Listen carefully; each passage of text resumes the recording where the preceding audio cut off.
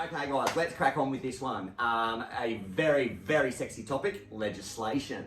Now I just want to touch on what happened yesterday very briefly and we'll move on. It's not really relevant to this, but it is something that's come out that I will touch on in a little bit. Erin Molan, the Channel 9 sports presenter, a couple of months ago was getting some pretty disgusting things said to her and about her online. She went to ScoMo, or went to Canberra. ScoMo promised her he would introduce new laws, and he's followed through. So well done ScoMo, well done Erin, and let's do it.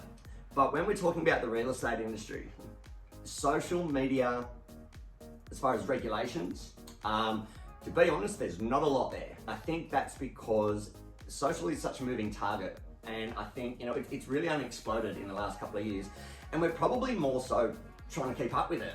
And to try and legislate something that's a moving train, let's call it, can be very difficult. But there are a couple of key elements that I've found in my time that might help you guys, or at least keep you out of shit.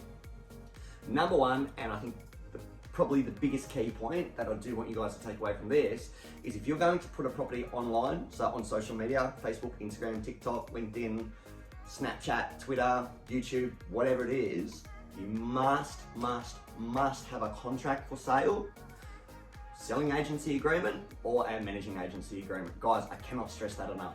DFT do not look at social media marketing platforms any differently to real estate for common domain. They are marketing platforms.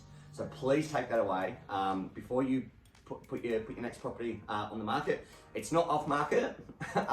You do still need a contract for sale if you're going to advertise a property. And they will come and check, and I've seen it, they will come and check when a property was posted on Instagram. They will marry up against the contract date, the date your contract was received, versus the day it was posted on Instagram. So please take that on board.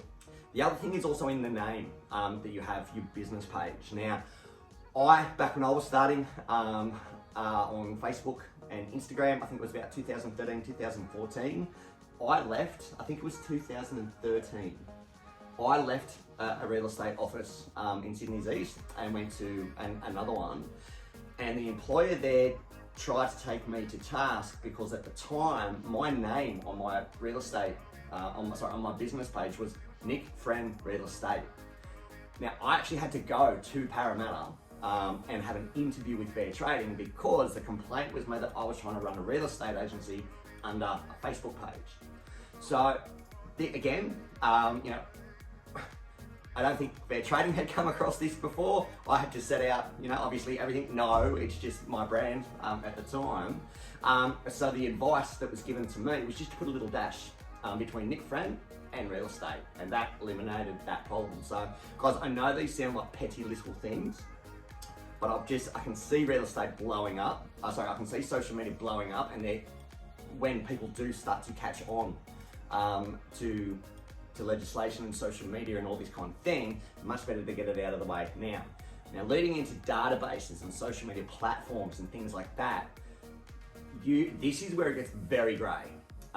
If you're being paid a phone allowance and you're building a brand while on company time, and you're building your brand and you're building followers and you're building a digital database, let's call it, if you leave that office, who retains ownership of that profile and those followers? Because those followers could potentially have landlords, buyers, sellers, tradies, referrers as your followers. Now that's probably more of a employment agreement type of thing, but again, there have been cases where people have walked out of an office into another office or started their own office. They've got their social media profiles and they're off and running.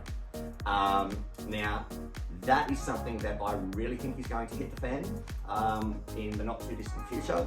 So to get some clarity around who owns what and all that kind of thing, I think that is really crucial.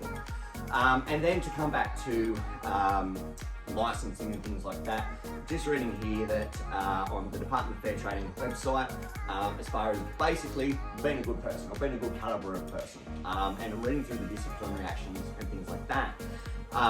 Now, with some of the stuff that has been going on online and social media, and some of the mob mentality and the pack attacks that are going on, groups of people getting together in closed Facebook groups and pounding on people, that's got to stop. But there also needs to be repercussions in the legislation when you have got business owners and principals partaking in this kind of behaviour. That certainly goes against some of the acts that I'm reading here in the Department of Fair Trading website. So guys, these are things I want to address next year, and I think it's to get some clarity around what the hell is going on social legislation and all that kind of thing. If you've got any ideas or things that you'd like to see happen, please get in touch. It's something I plan on really sinking my teeth into next year, and I look forward to speaking with you in our next video. Cheers guys.